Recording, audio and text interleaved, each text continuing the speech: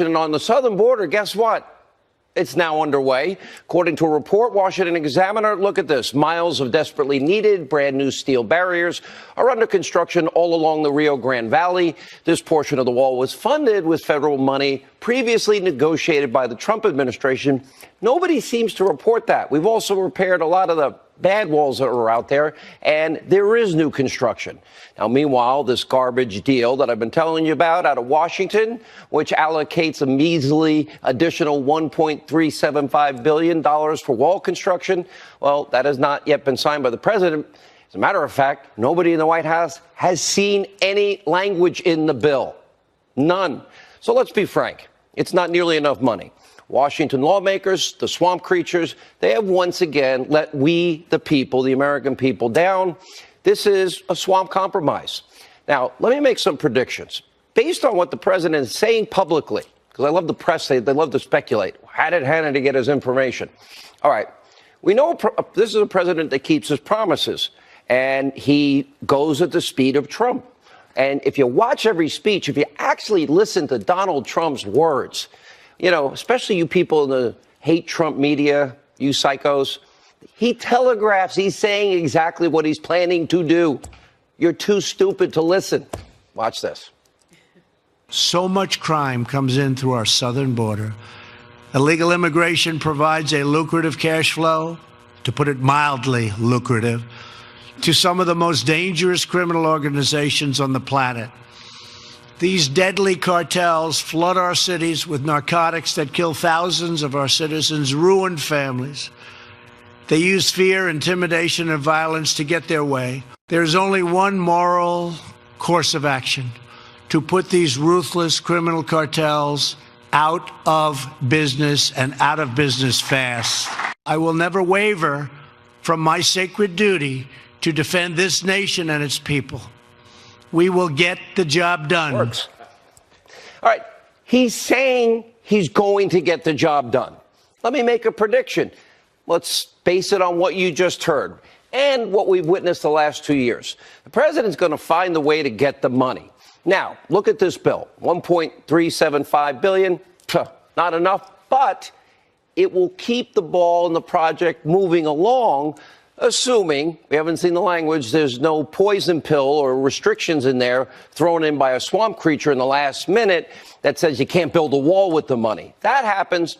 I don't think the president will sign that bill. In that case, he would probably move to a short-term CR, and the Congress creatures will go back to do the crappy work that they usually do. And then if they get it right, he'll sign that bill. But let's assume that they get it right.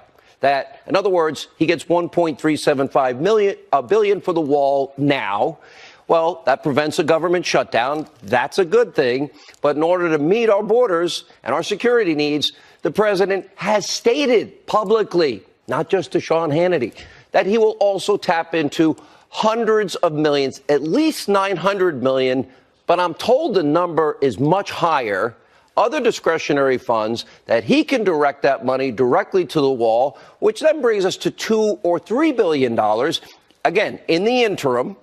And it sounds like what he's saying is he's going to simultaneously declare a national emergency to free up billions more. Now, the hate Trump media, if that happens, they're going to feign moral indignation, outrage, hysteria will break out. Meanwhile, they'll say, how did Hannity know? Well, because I've listened to him, and he's telling you the entire time what he's going to do.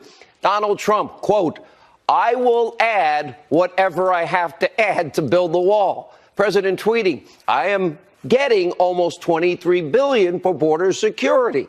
Now, that money, the $23 billion he's talking about, that can be spent on everything else but the wall.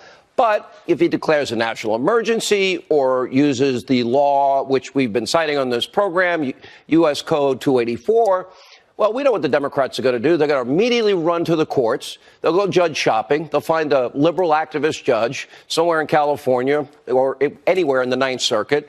They will lose. The president will lose the first round, go to the Ninth Circuit. He'll lose the second round. But in the interim, he still gets $1.375 billion. So he continues the project, and the other funds continues the project. And I believe when it gets to the Supreme Court, he's going to win. And this Supreme Court's going to have to take this case, considering, let's see, it's a constitutional question about his role as commander-in-chief. It's about separation of powers. It's about national security. And just a side note, all of you in the media, I don't know why, everyone's been obsessed. Hannity's predicting this. That's what I'm predicting is going to happen, because I actually listen to the publicly stated words of the president. So keep speculating. Nobody in the media has any idea of who my sources are, who they're not, and who I talk to, who I don't talk to, and I will not reveal my sources.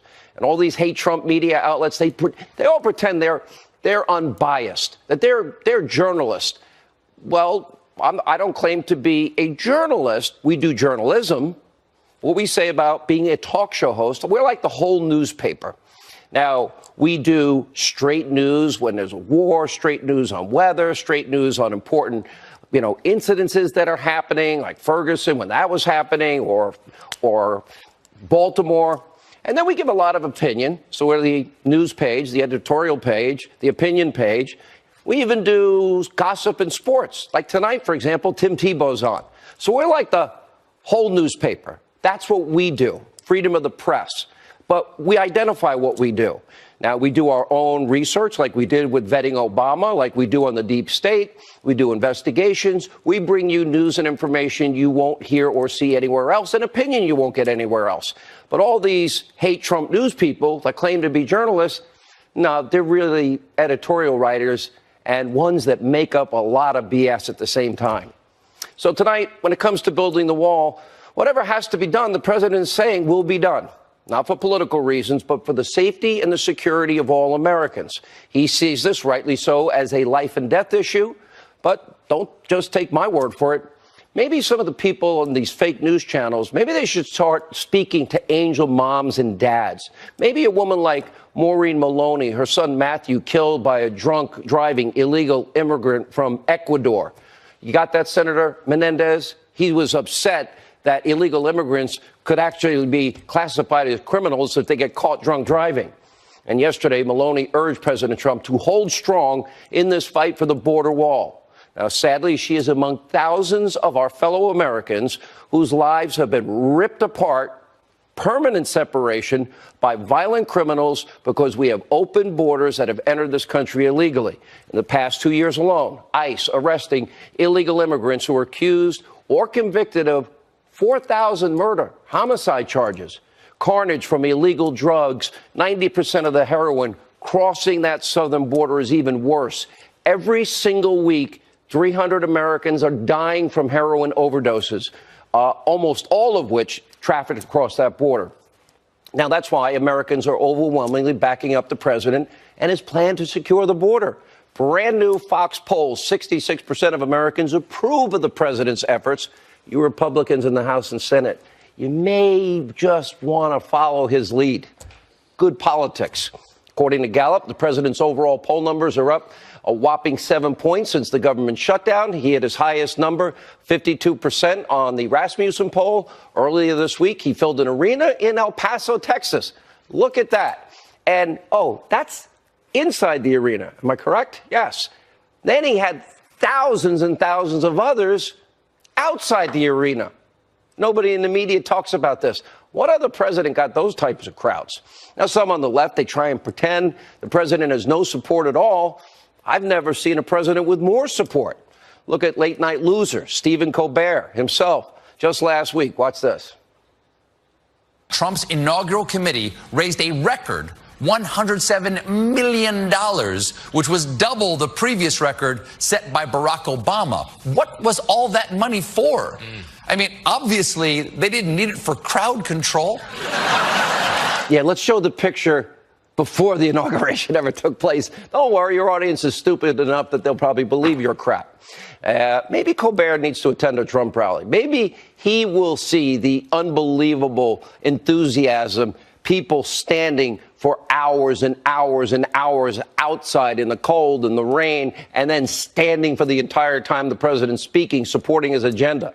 Which brings us tonight to our Hannity Watch on what is the radical socialist takeover of the Democratic Party. Now, the president is promoting freedom, low taxes, national security, and strength. Uninformed socialist extremists, they are now steering the ship at the DNC in a pretty big way, a kind of scary way.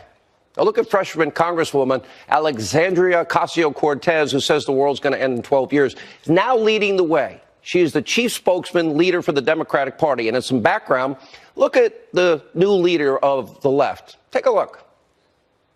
Medicare for all would save the American people a very large amount of money. Why aren't we incorporating the cost of all the funeral expenses of those who die because they can't afford access to health care? But when it comes to tax cuts for billionaires and when it comes to unlimited war, we seem to be able to invent that money very easily.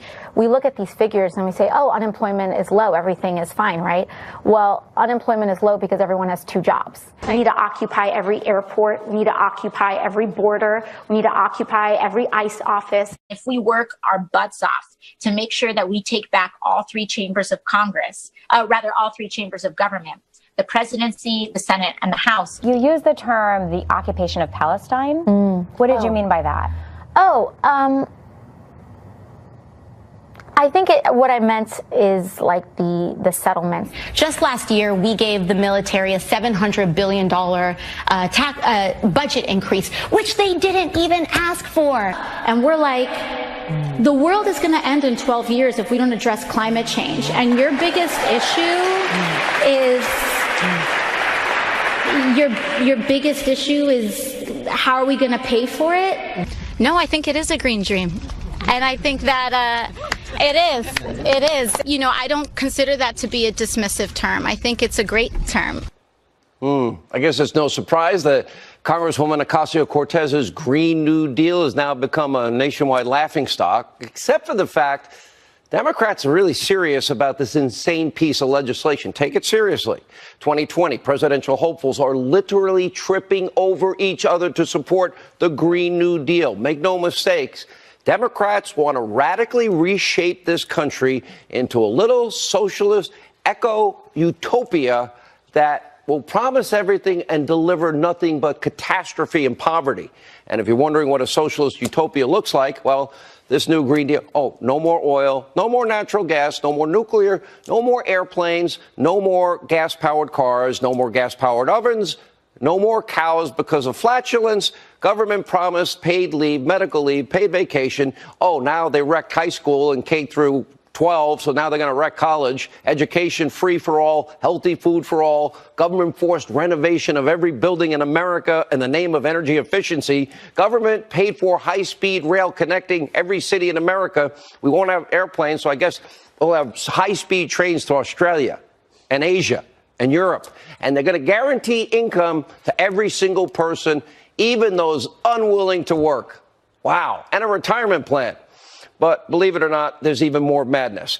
Now, we'd be here all night if I listed it all. So look at the side of your screen. And here's the kicker. The Green New Deal is calling for this to happen in 10 years, and the world is going to be over in 12 years, according to Ocasio-Cortez, if we don't act. On Twitter today, she said passing the Green New Deal is a life or death issue. Well, in a way, she's right, because if this ever happens in this country, the American dream that has created more wealth, more prosperity than any other country on the face of this earth, it's over. Government will take over every single industry, the healthcare industry, no private healthcare, the energy industry. They will give you that cradle to grave, womb to tomb promise. They'll tell you what car you can drive, where you can travel, what you can eat, and even how you cook it.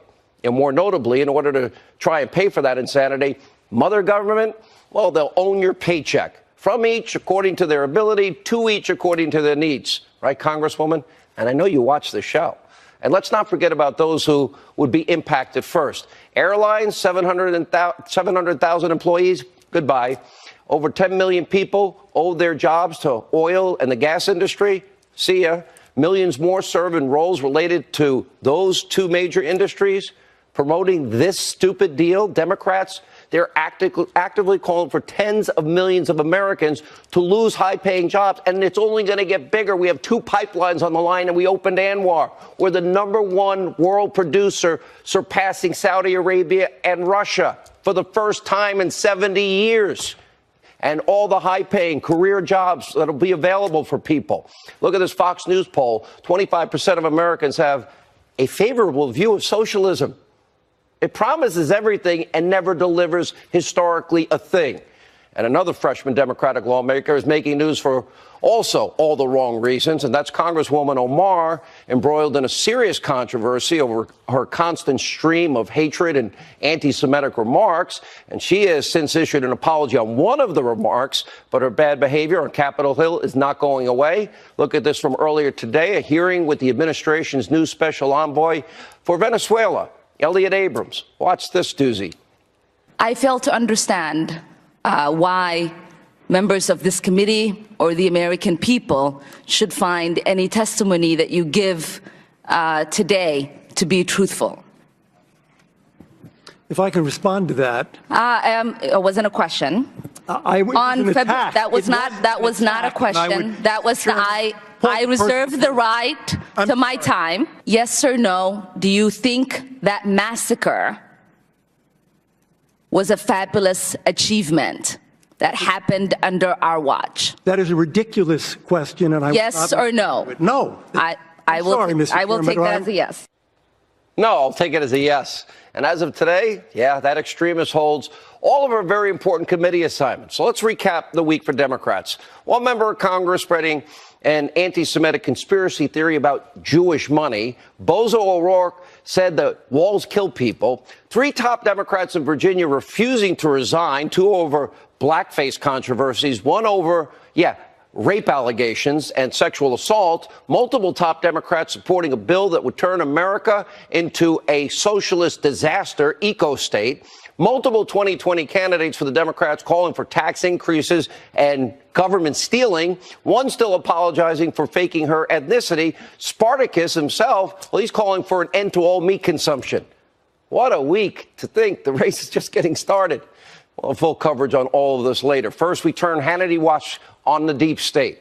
Now, while we sound the alarm, Democrats are suspiciously silent on the increasing evidence of corruption, abuse of power inside the FBI and the Justice Department, like the alleged quid pro quo agreement between the FBI, the Clinton State Department. We have new documents obtained by Judicial Watch. The top FBI brass, including Lisa Page, who was, with Peter Strzok, they're scrambling in the run-up to the 2016 election about evidence of an offer from a Clinton ally, ex-State Department official Patrick Hannity, to have the Bureau reduce the classification that they found on Anthony Weiner's laptop. A Clinton email in exchange will boost FBI personnel abroad, but just change the classification so she doesn't have to go to jail. We'll have a report coming up later in the show, but first, joining us now to our top story, former acting ICE director, Fox News contributor Thomas Homan, and Freedom Caucus chairman Mark Meadows.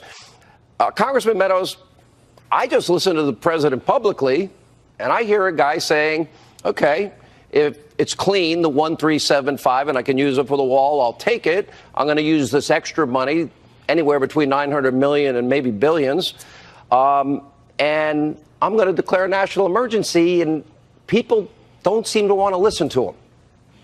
Well, they better start listening to him. This is a president who has performed over and over and over again.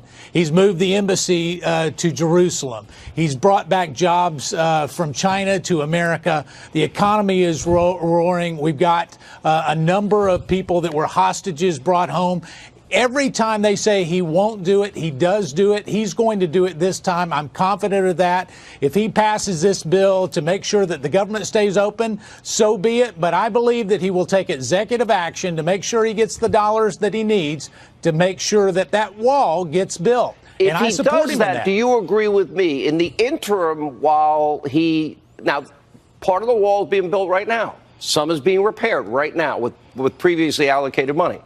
So, assuming, let's say he signs this deal, other people have been nervous about it. To me, he's using it to buy time, predicting the legal arguments the left will make. I think he ultimately wins if the Supreme Court does its job and follows the law and the Constitution. And in the interim, the wall project keeps getting built. What's bad about that? Well, there's nothing bad about it. It's part of a three-step process that this president has deployed and will deploy because Congress won't do his job, quite frankly. We could have done a lot better. We could have given him the $5.7 billion that he requested, but instead he's having to embark on a three-step process that I applaud. I mean, you know, I can tell you that I wish that the executive branch would have less ability to do things on their own. But there are statutes and laws in place right now that allow this president and U.S. previous Code presidents to do it. 284, right? 284, there's three different sections, but they're laws that are on the books. So he's not even violating a law. He's deploying what is a tool in his toolbox to get it done.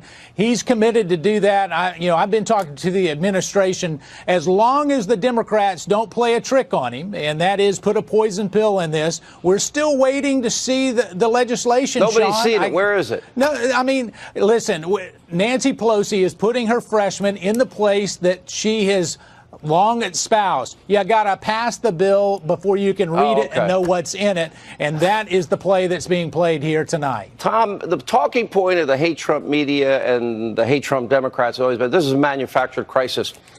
If 90% of our heroin crosses that border, we have gang members, cartels. And again, that's the 2%. People that we know have committed homicides, sexual assaults, violent assaults, human trafficking, even young girls into prostitution. That sounds to me like a real humanitarian and national security crisis. Well, look, all they got to do, as you said earlier, talk to the angel moms. But, you know, Nancy Pelosi and Chuck Schumer refuse to talk to angel moms. They refuse to go down the border and talk to the experts, the men and women in green that put their lives on every day. So they don't know what a manufactured crisis is. They say the wall's immoral, it's ineffective. They refuse to look at the data because the data shows every place that various bill has worked. And you forgot one number, Sean. 138,000 criminal aliens were arrested by ICE this past year. Illegal aliens that committed crimes in this country. They just didn't appear here. They come across the southwest border. So it's terrible. Will the president do this simultaneously, Mark Meadows? In other words, okay, if he signs that horrible budget deal but gets some money for the wall, if he has the extra money that he's going to appropriate for the wall, and he goes whatever emergency route he decides or the law he cites that will be challenged in the court, I would expect he does it all at once. What do you think? Well, I would think so. I don't know for sure, Sean. I can tell you that at this point, the president is committed to making sure our communities are safe. And he's also committed to making people like Tom in his previous career be the ones that are in control of the border, not drug cartels. It's a dangerous place. He's committed to do it. I've not seen him so resolved on any one issue since he's come into office. And he has a 2-year track record for doing that. The top last word, he has a 2-year track record of keeping his word. Yeah, look, you know, I don't like this deal. I've said it from day one until I see the writing. Look, we have a surge at the border, and they want to take beds away from ICE. Even the agreement says 42,000 beds. They got 49,000 filled now. And to get to that 42,000 number, they got to go 7,000 below that number, which gets them at 35,000. That's a bad message to send to Central America. Come, we're going to detain a lot less of you. All right, thank you both for being with us. A lot of breaking news tonight. Mitch McConnell moves ahead with Ocasio-Cortez. Let's have a vote on the Green New Deal on the Senate floor. Tim Tebow is in the House. We'll talk about his latest project. And our villain of the day, truly disturbing. New details about one of the worst killers in American history. Trace Gallagher joins us. And your email straight ahead. And I think that it is. And I think that all great American programs, everything from the Great Society to the New Deal, started with a vision for our future. And I don't think that, I don't consider that to be a dismissive term. I think it's a great term. All right, Alexandria Ocasio-Cortez announcing her Green New Deal. I think we're up to about 100 Democrats that support her. Breaking tonight, the Senate Majority Leader Mitch McConnell invoked Rule 14 on the Green New Deal to bring it right to the Senate floor. Brilliant move. Good job, Mitch McConnell. Joining us now, Fox News contributor Tammy Bruce, America First, Action Senior Advisor Sean Spicer. Let's get them all on record. Nancy needs to bring it up in the House, bring it up in the Senate. I want to know who supports banning airplanes and redoing every building in America and free everything and nationalizing industry. You know, what's interesting is that the Democrats thought that they were just going to roll with this as they had been, as this idea. I did a column a few weeks ago saying there was really no substance to it yet. It really didn't even really exist. And then, of course, we had the scandal of them removing the reality of what it was they were proposing, including money for people unwilling to work. But what they had thought this was going to be was a fun way to signal to millennials and to progressives about what they stood for without having to do anything about it, without anything really needing to exist. A resolution is not a bill. And so they thought this was just going to be a lot of media and press. Having to vote is a reminder now that people will either have to vote with the individuals who want to pay people who are unwilling to work, or they're going to have to vote against them, which will signal to the base that this has been an unserious framework from the start. Well, I don't think it is unserious. And Sean, I'll actually make the case. I'm going to stand up for Ocasio-Cortez. I think she's probably the most honest, extreme, radical, democratic socialist in the country, in that she's saying what they have been, well, what they wanted to do incrementally for years, and they've used the courts for what they could never get done at the ballot box or legislatively, and they use activist justices to do the dirty work for them. But this is what they want. This is their dream bill. You're right, and it's a dream bill in the sense that it's not based in reality. That's generally speaking what dreams are. But dreams are generally also positive things. Nightmares are negative things. And I think that this is a dream in the sense that it's not based in reality, but it's a nightmare in terms of what it would do to our country and our economy. Sean, just a few years ago, this would be sort of one of the fringe things of the Democratic Party. Unfortunately, it is now the mainstream. You look at every one of the 2020 announced or prospective candidates for president on the Democratic side, and they're all embracing this. But what are they embracing? Not a policy difference, not more spending. That would be typical for a Democrat. But they're basing something that they can't even tell you where it ends up. This is insanity. The idea that we want to end all sorts of commercial travel, the idea that we want to certify every building in a way that they can't tell you how they're going to get there, we're going to rebuild would them, kill so many jobs, is insane. And I think that people, and I'm glad that the leader is going to put it up for a vote, because we need to expose the agenda that's really coming. And most of the time they mask it in really good words and all sorts of things. This time, I think everybody needs to understand exactly what's happening and call a spade a spade. This is socialism. There's no other way around it. And Sean is absolutely right in that this is also a nihilistic agenda. Which Sean? That's okay. Sean. But both. You too, again, Sean Squared here on the program. And that's what I think matters as well. But I would caution in this argument of starting with this message that it's not affordable or how much it would cost. That presupposes it should even be considered as feasible to implement. That would be like saying we're going to go to the moon, and then we would be arguing about how much it would cost to redistribute all of the green cheese that we're going to harvest from the moon. We wouldn't go to the cost of harvesting the green cheese, because it's not going to happen, and it's absurd. We have created a nation that of wealth and opportunity that has even the poor. So you compare the poor in America, which we want everybody lifted out of poverty. By the way, new statistic out today, Donald Trump got 1.5 million people off of food stamps since he's been president, 1 million out of poverty, 5.3 million new jobs, 600,000 manufacturing jobs. We have 2 pipelines in the works, and we have ANWR opening up. It's fantastic. It's just Sean, great. these are literally hundreds of thousands, high-paying career jobs that will increase the wealth of every American. We are the Saudi Arabia of natural gas. We are the Middle East of natural gas. Yeah, look at what the president talked about during the State of the Union. The economy, by all measures, is humming. People are doing better. They're taking home more pay. They've got more opportunity. They're living better lives, and we're safer in this country. The president's doing exactly what he wanted. And instead of offering a realistic alternative, you see this new congresswoman offering a fictitious world to live in that defies reality. And this is the challenge that the president is up against this time. Putting his accomplishments on the table and explaining to people that we've made the country better, and we can continue to do that for 4 more years. And you know what she's really offering? Everybody gets the Fred Flintstone car, where you have to pedal with your feet, and maybe there'll be no airplanes, no meat. You know, we're going to nationalize all industry and no health care. We're all under this one health care plan. A lot of good Obamacare worked out. All right, thank you. All right, when we come back, we have a Hannity investigation, and you will see A new report, FBI going straight up against the Fox News channel. Also tonight, Tim Tebow in the House to talk about his latest project. And the villain of the day tonight will literally make your skin crawl. And your email, straight ahead. Corruption evidence inside the FBI, according to new documents uncovered by Judicial Watch. The FBI brass scrambled to respond to Fox News inquiries about talks of an alleged quid pro quo over Clinton emails in the run-up to the 2016 election.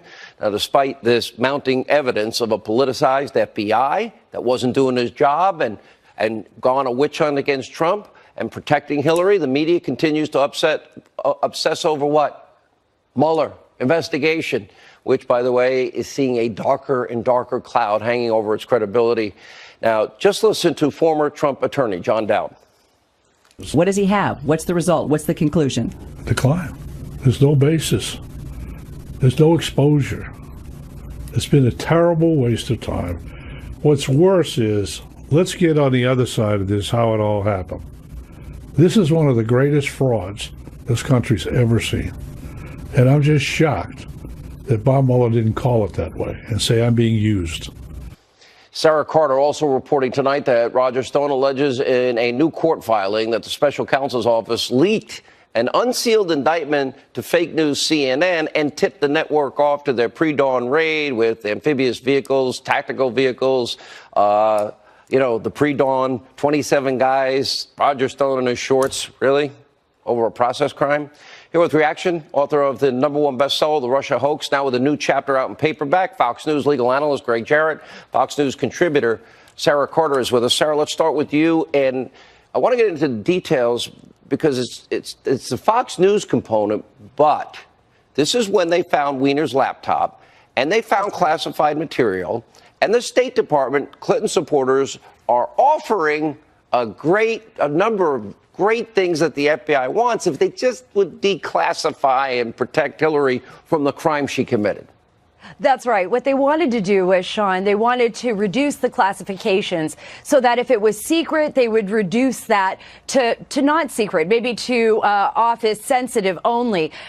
This was Patrick Kennedy. And I want to take people back because Patrick Kennedy at the time was the Undersecretary of Management at the State Department. And there were enormous problems at the State Department during this time. Patrick Kennedy was in the middle of the whole Benghazi scandal. According to sources that I've spoken with over the years, Patrick Kennedy was trying to run interference on that. And this was the reason he was so nervous about these classified emails, because he knew and he suspected that there were emails regarding Benghazi within Clinton's server that would expose what was going on. So he tried to run interference. He goes to the FBI. He says, look, I can give your agents, posts overseas in Iraq, in other areas throughout the world. If we could just work something out. They did not. According to the FBI and according to the information that we have that's been made available, the FBI did not do what Patrick Kennedy suggested. There were 10 pages of email exchanges that Judicial Watch did obtain, and you could see that they were scrambling because Fox News was asking very serious, very poignant questions they were afraid. That the FBI was afraid. Yeah, the FBI was terrified, and so was the State Department. I heard I'm really not liked by these guys we talk about a lot. You're going to get the pre-dawn raid before me, though. Greg Jarrett, this is a lot like the exoneration without investigation. This is a lot like Bill Clinton wanting to meet with the Nuclear Authority and Uranium One, meets with Putin, triple his pay, $145 million back, CFIUS, and the Russian dossier she paid for. Sure. A lot of Russia collusion here. What's amazing is the FBI has it in writing that they were being, quote unquote, pressured with a quote unquote quid pro quo. That has a crime. That has a special legal meaning. A quid pro quo is a corrupt act, an exchange of benefits for a public official Alan act. Dershowitz, though, says last night, well, it didn't happen. That's not a defense. It's not a defense if I shoot a gun and my bullet misses my intended target. It's attempted murder. If I try to bribe an officer and he rejects it, it's an attempted bribe. It's not only that, it's attempted obstruction of justice and a violation of several public corruption laws. I feel. And what did the FBI do? Nothing. My prediction is now things are going to move more quickly, and there are going to be criminal referrals and indictments on FISA, lying to Congress, and these issues. It's now happening. I agree. 100%. It's all going to happen. That's exactly what's The going to happen. people at the FBI who chose to hide this and take no action because it was Hillary Clinton and Barack Obama, they ought to be held accountable, because if Trump did this, there would be a TAC team raid at that individual's home. All right, we are going to stay on it. We will not stop. When we come back, one-on-one, Tim Tebow, about to make big news. Stay tuned for that. Our villain of the day tonight, you won't believe what this guy's up to, and your mail, straight ahead. My experience with USA Air has been excellent. They really appreciate the military family. It's too controversial for some teams. You never back down. And then here you are playing football, and you're like, I'm going to go play baseball. And you do so successfully. That's hard to do when you're flying in private jets and now you're back in a bus. Yeah, that's probably not the most fun part about it, but it's doing what you love, and it's going after something regardless of the risk and regardless of you're going to get a lot of people that are going to be naysayers and haters about it. But that's not why I do it, because I didn't want to do something, and I don't want to do something and let the world define me. You know, I want, the only person that gets to define me is God. And, I want to go after my dreams and what's on my heart. And shoot, even a lot of my team down the street at CAA were kind of like, whoa, why would you go do this? You might embarrass yourself. And I say, I'd rather embarrass myself going after my dreams than not go after my dreams and live with regret. I haven't followed it. Did you hit a home run your first time at bat? Thankfully, yes. Thankfully, yes. Yeah. But you went through a streak at one point in the last season. You're like batting 350. 400. There's a streak that was good, but there are also streaks that are bad. I was at streaks batting 150, and so that's baseball. It's up and down, and it's part of the process. And there are a lot of times when it wasn't going good, when people were like, "Well, are you just you want to kind of get out of this before it's no." It's if you're in something, I want to be all in. I'm a believer. I'm a fighter. And that's what I want to be in everything that I do. How did you get to be this devout? What happened? Especially at a young age, how did that happen? I think for me is I want to have a life of meaning and significance and purpose more than anything. But were you like that as a kid? I was a troublemaker. I've been incorrigible my whole life. I get in trouble every day of my life. I think my life was really changed when I was 15 and I was in the Philippines. And the rest of the village looked at him as cursed and insignificant and less than. And so he was an outcast. And really, when I left that boy, I knew what I felt like I was supposed to do for the rest of my life. And that was fight for people that can't fight for themselves. And fight for the underdog and love people. And that's something that I try to do in anything that I do. So you've been playing minor league professional ball, and you would be called up to the Mets. I read all the local New York papers in the sports section every day. You got very close last year. Tell us what you can tell us behind the scenes. What happened? Well, I broke my hand, and so that kind of ended the season for me, but was on a good streak and playing well and improving, and I think that's kind of the key is, but there's a certain piece of me that is grateful for it, because now I just had more time to prepare, so if I get that opportunity, I can be that much more ready for it. It's kind of funny that, the way people are, and I don't know what it is, but there's a great desire in the media for conservatives, or if you're an outspoken Christian like yourself, to fail. Do you feel that? I mean, that there's this extra scrutiny, and, I think that the whole story of Christianity is that you failed. That's it. You screwed up. We're all failures, saved by grace, and I'm so grateful for that. But you've never been incorrigible like me. I could just tell. No, but I think it's understanding that. It's understanding that you're not perfect, that we have fallen, and we're not perfect. We just get the chance to have a relationship with someone who is, and I think that's what Christianity is all about. Let's talk about this movie. I did a movie recently. I know you did. Congratulations. Yeah, it was very successful. It was very successful, and I really enjoyed it. I learned a lot. Tell us about the movie. Well, it's Run the Race. It's a script we actually first saw, me and my brother, 6 years ago. And we read it, and it penetrated my heart and his, and I shared it with some family and friends. And I never wanted to get into the movie industry. But then when I saw the story, I said, man, people need to hear this story because it's a hard world, but people need to be encouraged. And this is a faith-based film, but it's also a real film. And a lot of times for me growing up, a lot of faith-based films. And when is it in theaters? February 22nd. Okay. And a lot of times faith-based films for me growing up, when they prayed, everything was perfect. Do you know how many seats you have at theaters? A little over 800. That's a huge opening. Yeah, I hope everyone will go. So I'm going to go see it. We're really happy for you. Thank you. Please get to Citi Field this year. Please. I'm going to do my best, Get to buddy. Citi Field. Thank you. What you've done to bring crowds into, the minor league professional ball is huge. Thank you. Appreciate it. When do you get married? We haven't set the date yet. Hopefully sooner rather than later, though. Okay.